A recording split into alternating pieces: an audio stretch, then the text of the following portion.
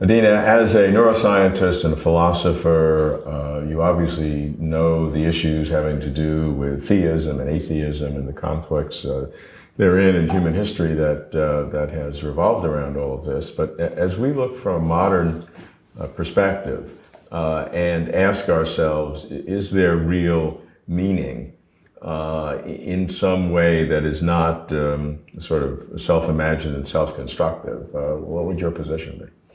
Well, I was on board with the question till the last few words, but I am not sure what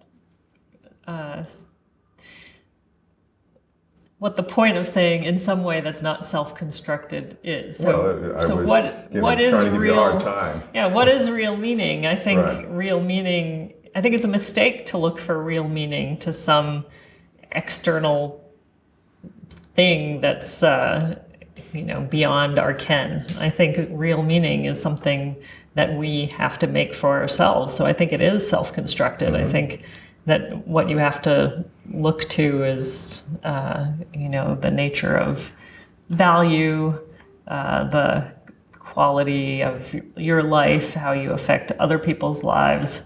I think real meaning is constructed in this world and doesn't come down from some other world.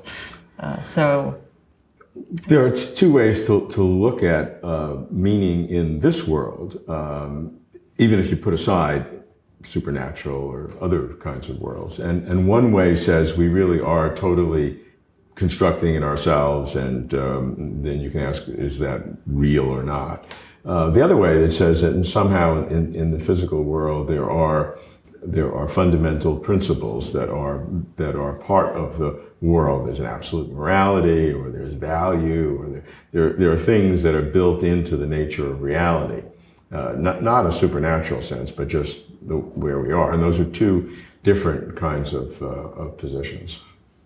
Yeah, and I think there's sort of a third one, which is that there are things that are built into the nature of reality in virtue of the reality that it is for us, and that there is such a thing as real value, but what that value is may depend very much on facts about our evolutionary history, etc. But that doesn't make it unreal, and that by paying attention to those values and constructing them in a collaborative kind of way, they become real and self-fulfilling. And some people would say that that anything other than a self-constructed meaning, however laudatory for society or ourselves, is totally false, and that there is zero meaning in the external reality. There's nothing there. It's all absolute neutrality. In fact, it's all negative, because any cosmology that we know of is going to end in oblivion, whether it's fried or frozen or ripped or whatever the latest metaphors are in cosmology. It's all headed for bad news. And therefore, there is zero external meaning. And if we try to conjure up something ourselves, maybe it makes us happy or society better, that's fine.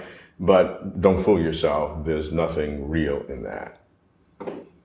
I think if what meaning requires is something eternal,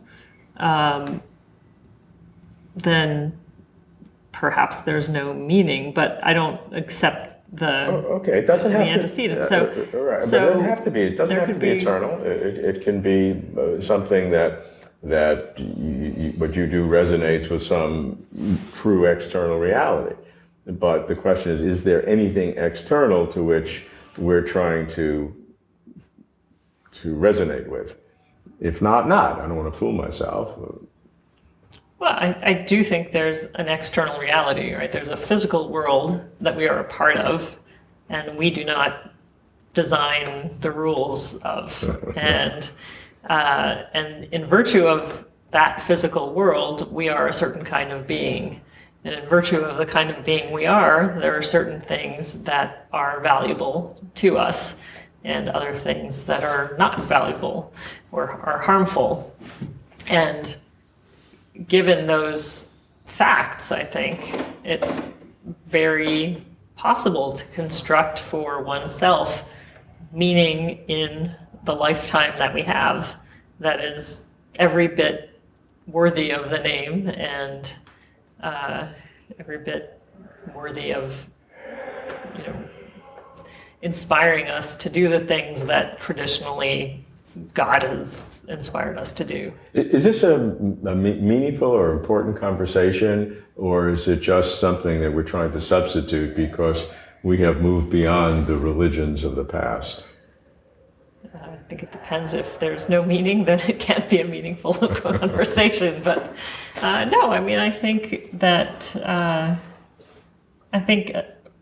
people have become more sophisticated in the kinds of questions they ask about meaning, and it's meaningful to the extent that the perception that there is no meaning leads people to have worse lives, and belief in some kind of meaning leads people to have happier lives. I mean, I do think happiness matters, suffering matters, and ways of achieving that in a way that keeps your conception of the world as close to the truth as possible, and not self-deceptive, I think is valuable.